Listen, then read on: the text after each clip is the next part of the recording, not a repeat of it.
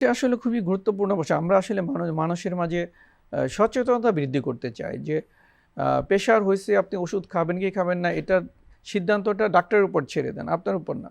কারণ হলো এই প্রেশারের কারণে আমরা সারা বিশ্বে প্রায় 10 মিলিয়ন লোক বছরে মারা যায়। 10 মিলিয়ন নট এ জোক, অনেক লোক মারা যায় কারণ তারা জানে না। এবং আমাদের দেশে যত আমরা প্রেশারের কারণে যেমন ব্রেনের প্রবলেম হয়, ব্রেনে হঠাৎ করে ট্যানজিন ইস্কেমিক অ্যাটাক হতে পারে, তার স্ট্রোক হতে পারে, হেমোরেজিক স্ট্রোক হতে পারে। তো এই যে স্ট্রোক যে হচ্ছে মানুষের 90% কারণ হাইপার টেনশন। তার হাইপার টেনশন কন্ট্রোল নাই বলেই তার স্ট্রোকটা হচ্ছে। অনেক মানুষ দেখবেন যে চোখে কম দেখে, ব্লারিং ভিশন হয়ে যাচ্ছে, রেটিনোপ্যাথি হয়ে যাচ্ছে, এটা কিন্তু এই হাইপার টেনশনের কারণে হচ্ছে। তাহলে ব্রেন চোখ ইনভলভ করতেছে।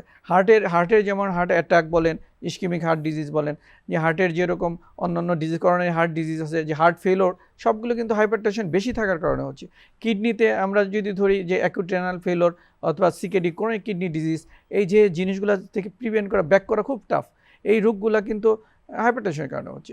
পেরিফেরাল ভাস্কুলার ডিজিজ বা আমাদের পায়ের পা একটু, অনেকে দেখবেন যে একটু হাঁটাহাঁটি করলে পা ব্যথা করে, পায়ে শক্তি পাচ্ছে না। তো এটা যদি হাইপারটেনশন বেশি থাকে, তার ওই রক্তনালীগুলো চিকন হয়ে যায়, রক্ত চলাচলই বন্ধ হয়ে যায়। তো এটার থেকে যদি আমি আগে থাকতে যদি সচেতন না হই, এটা প্রিভেন্টেবল ডিজিজ।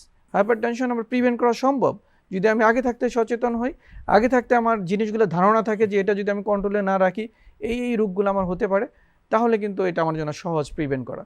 আর যদি না করি তাহলে তো ওই কঠিন সমস্যাগুলোর সম্মুখীন আমরা হয়ে যাব।